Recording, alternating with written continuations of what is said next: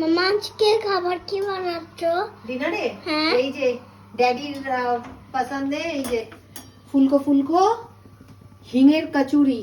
ও এই দেখ হলো। হ্যাঁ এই যে এতগুলো রয়েছে, আমাকে ড্যাডি তো খাটাতে পারে। সো ফাইনালি গাইজ এই যে কচুরি নিয়ে খেতে বসলাম। অনেকটাই লেট হয়ে গেল। আর এর সাথে হচ্ছে গাজরের হালুয়া, ব্যাস এই দিয়েই একটু খাবো। আমার আর অন্য কিছু খাওয়ার ইচ্ছে নেই, ওদেরকে দিয়ে দিয়েছি ছোলার ডাল এসে খাচ্ছে। তো চলো আজকে ভিডিওটা এখানেই শেষ করছি। ভালো লাগলে লাইক করে দিও। Tata, see you in next video. এই দেখো সাইজটা, দারুণ, শুধু শুধুই উঠে যাবে।